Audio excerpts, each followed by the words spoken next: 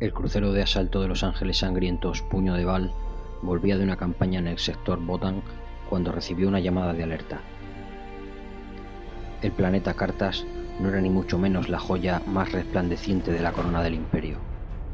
Las guerras de perdición, ocurridas un siglo antes, habían dejado buena parte de su hemisferio norte destruido y sin vida, pero sí era un proveedor de material bélico demasiado importante como para dejarlo a merced de los piratas.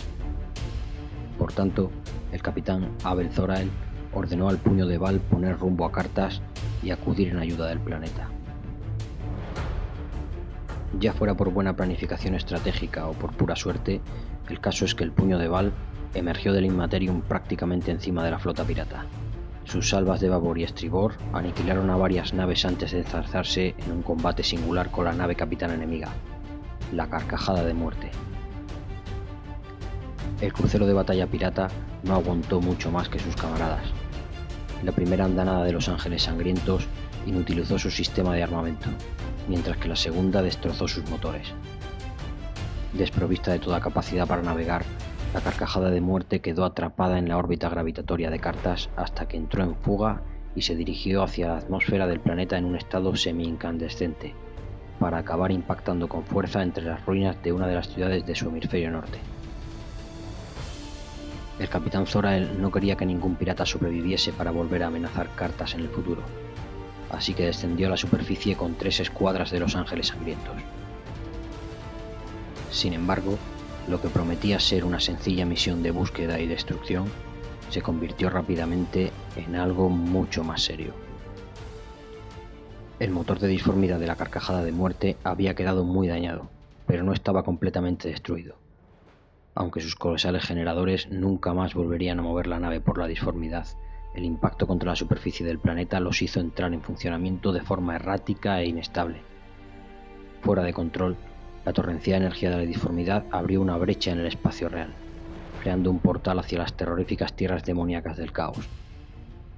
Zorael había acertado plenamente al asumir que muchos tripulantes de la Carcajada de Muerte habrían sobrevivido al siniestro, pero ninguno de ellos pudo disfrutar de su salvación mucho tiempo, pues la horda demoníaca que estaba cruzando el portal acabó con ellos en segundos. Enseguida, el capitán Zorael recibió la primera indicación de que algo iba mal.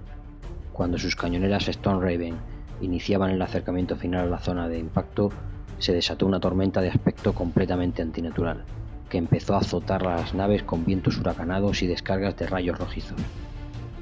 Una a una, sus motores aullando por el esfuerzo de luchar contra los elementos, las Stone Raven cayeron a tierra. Los Ángeles Sangrientos supervivientes salieron de entre los dañados restos de los transportes y se encontraron desperdigados y varados en medio de una ciudad rebosante de desangradores. Gritando a pleno pulmón para ser oído por encima del tronar de la tormenta, Zorael ordenó a sus hermanos de batalla que se reagruparan en la relativa seguridad de unas cercanas ruinas. De pronto, los desangradores repararon en la presencia de presas frescas entre ellos y emitieron al unísono un ensordecedor aullido. En respuesta, los Ángeles Sangrientos empezaron a tocar la melodía mortal de sus vólteres, abriéndose camino a sangre y fuego hasta el punto elegido como refugio defensivo. Pero por encima del tronar de los vólteres se oyó un tercer ruido aún más potente y espantoso, el rugido de un monstruo devorador de almas que descendía planeando sobre el campo de batalla.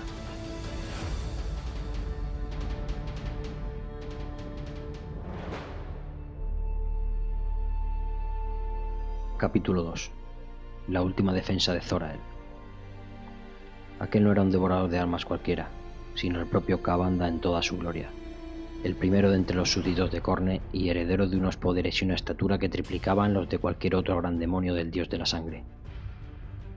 En tiempos pasados, había sido Ka'Bandha quien había dejado lisiado a Sanguinius en los campos de batalla de Cygnus Prime, quien había aniquilado por sí solo los 9 mundos de Koros. En los días finales de la elegía de Horus, fue Ka'Bandha quien se enfrentó a Sanguinius ante el palacio del emperador.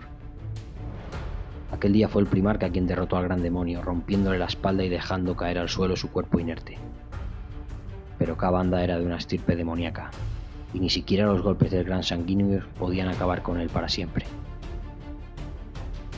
En todas las eras de la galaxia, ninguna otra criatura había reclamado más cráneos para el dios de la sangre. Ka'Bandha era la muerte personificada. Aún así, Zorael ni siquiera parpadeó en su presencia. Se limitó a lanzar su grito de batalla y cargar contra la gigantesca entidad del caos.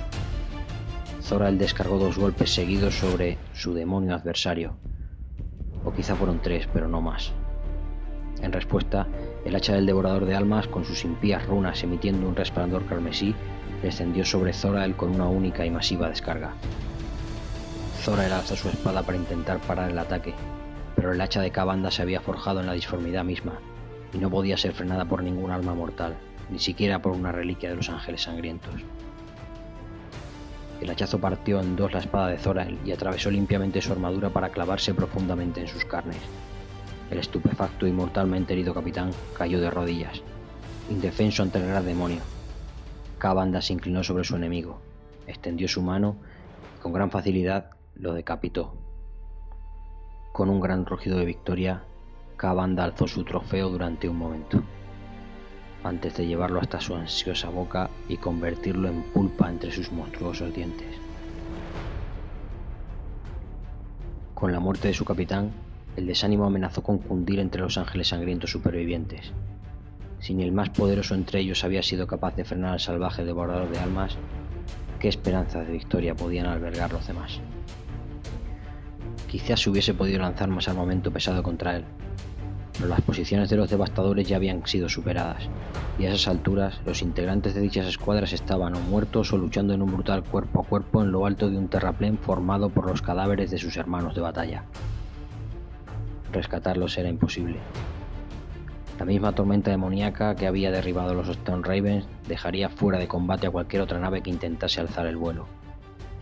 En aquellas desesperadas circunstancias, guerreros menos decididos seguramente habrían bajado los brazos, pero aquellos eran marines espaciales de los ángeles sangrientos, los hijos del honorable Sanguinius.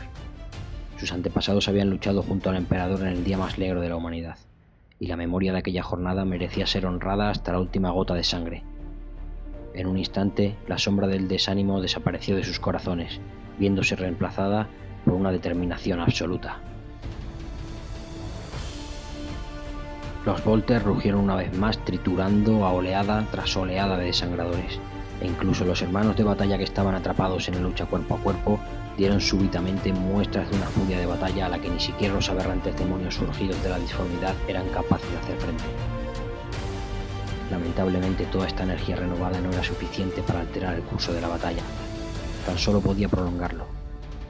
Los ángeles sangrientos eran pocos, mientras que los demonios eran una horda incontable que seguía sumando nuevos efectivos que se colaban por decenas por el portal de disformidad generado por los motores de la carcajada de la muerte.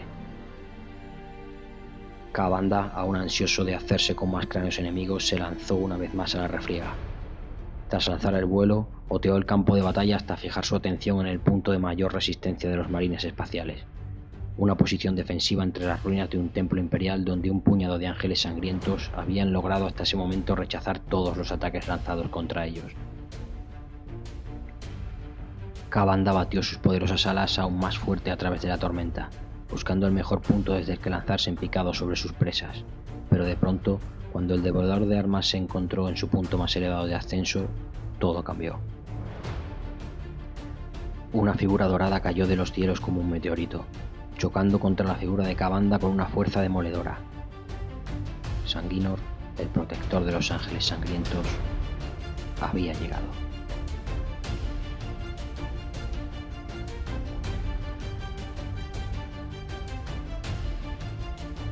Capítulo 3.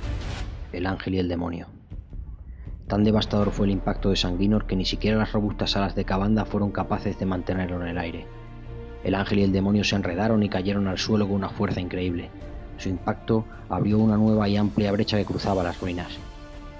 En cuanto ambos adversarios recuperaron el resuello, empezaron su titánico combate. A primera vista parecía un duelo algo más justo que el que acababa de librar el devorador de almas. Ka'Bandha se había llevado la peor parte de la caída. Sus alas habían quedado muy maltrechas por el impacto, a lo cual había que unir las heridas que le había infligido Zorael. Pero aún así Ka'Bandha seguía siendo un oponente terrible, el más mortífero de una salvaje estirpe. Al lado de su imponente aspecto muscular, el Sanguinor parecía una figura insignificante, una pequeña vela de luz y esperanza a punto de ser sofocada por una gran ola de sangre y oscuridad. y aún así el alado guerrero de los Ángeles Sangrientos se mantenía firme y erguido en su brillante armadura dorada. El Sanguinor contaba con la ventaja de ser mucho más ágil y rápido que su enemigo, y lograba grácilmente evadir cada golpe del hacha de Kavanda, casi como si supiera de memoria todas las maniobras de combate del gran demonio. Por cada ataque que esquivaba, el Sanguinor lanzaba un contraataque que penetraba profundamente la impía carne de Kavanda. El oscuro licor que era la sangre del devorador de almas humeaba y burbujeaba al entrar en contacto con el aire. Gritando de rabia y dolor, Kavanda decidió atacar con su látigo de púas. El arma impactó con escalofriante puntería, cerrándose en torno a la garganta de Sanguinor, lo cual permitió al devorador de almas mantener atrapado a su enemigo el tiempo suficiente para descargar sobre él un hachazo tan descomunal que el arma de Kavanda se resquebrajó en una lluvia de fragmentos rojizos mientras el Sanguinor salía despedido atravesando un muro de ferrocemento. Sin embargo, en cuestión de segundos el dorado ángel volvía a estar en pie, su armadura deformada y medio fundida en el punto donde había sido impactada por el hacha, pero aparte de eso, incólume. El látigo de Kavanda golpeó de nuevo, pero esta vez el Sanguinor fue capaz de agarrar la cola del arma al vuelo con su mano enguantada. Aunque la fuerza del impacto lo derribó igualmente de rodillas, pudo golpear con su espada para cortar el látigo cerca del mango, aprovechando la ventaja momentánea con la que contaba. El Sanguinor se lanzó hacia adelante con todas sus fuerzas, clavando su espada en el pecho de Kavanda, pero eso tampoco sirvió para matar al demonio, que soltó un simple rugido y lanzó otra vez al Sanguinor por los aires mediante un despectivo golpe con el dorso de su mano. Ahora ambos contendientes estaban desarmados. El hacha y el látigo del devorador de almas habían quedado inservibles, mientras que la espada del Sanguinor permanecía firmemente clavada en el cuerpo del demonio. Los dos estaban malheridos y agotados, el Sanguinor emitiendo una luz más mortecina de lo normal y el masivo Kavanda supurando sangre demoníaca por sus muchas heridas. En un último y desesperado truco, el Sanguinor encendió su propulsor de salto y se lanzó volando de cabeza contra el devorador de almas, cerrando una de sus manos alrededor del pomo de su encallada espada y agarrándose con la otra a la armadura de la criatura. Tras eso, cambió de dirección y ascendió hacia el cielo llevándose con él a su oponente, forzando hasta el límite la potencia de su propulsor y soportando los golpes de Kavanda lo mejor que podía. Los dos guerreros siguieron subiendo y subiendo, hasta atravesar la furia de la tormenta demoníaca y llegar a esa zona en la que el aire y la fuerza de la gravedad empiezan a escasear. Una vez allí, el Sanguinor se soltó de la armadura del demonio, cerró ambas manos en torno al mango de su espada y plantó ambos pies sobre el pecho de Kavanda, tirando hasta liberar el arma. El gran demonio, al no estar ya sujeto por el Sanguinor y con las alas totalmente inservibles por las heridas sufridas, se desplomó desde los cielos, ganando velocidad a medida que la fuerza de la gravedad lo reclamaba cada vez con más ímpetu. Se dice que su impacto final contra la superficie pudo oírse en todos los rincones del planeta. Con su cuerpo completamente destrozado, el alma de Kavanda lo abandonó y se arrastró de nuevo al plano del caos para postrarse ante su terrible amo, que le esperaba sentado en el trono de cráneos. La sangre de Kavanda no fue la única que la espada de Sanguinor probó aquel día. Deslizándose a baja altura sobre el campo de batalla, consiguió que la horda de desangradores se alejase momentáneamente de sus hermanos de batalla. Tras haberles conseguido este pequeño respiro, el Sanguinor los arengó rápidamente con su voz clara e imponente para convencerles de que llevaran a cabo un último esfuerzo en pos de la victoria. Los marines espaciales, inspirados por la fuerza y la nobleza del Sanguinor, atacaron una vez más, abriéndose paso hasta los restos del accidentado crucero de batalla cuyo motor de disformidad había literalmente desatado el infierno contra ellos. Gracias a unas cuantas bombas de fusión, tanto el motor de disformidad como el portal al que alimentaba se silenciaron para siempre. En cuanto a la tormenta demoníaca, desde la muerte de Kavanda había ido amainando, y en poco tiempo las cañoneras imperiales pudieron empezar a descender al planeta para rescatar a los supervivientes y recoger a los muertos. De los 30 marines espaciales que habían lanzado la invasión planetaria en cartas, solo 6 vivirían para luchar otro día. ¿Y qué había sido del Sanguinor? En los momentos finales de la contienda desapareció sin dejar rastro, tan misteriosamente como había llegado. Nadie entre los supervivientes creía que hubiese muerto, si bien tampoco tenían ninguna prueba tangible de que estuviese vivo. En realidad, pasarían muchos años antes de que su imponente figura fuese vista de nuevo.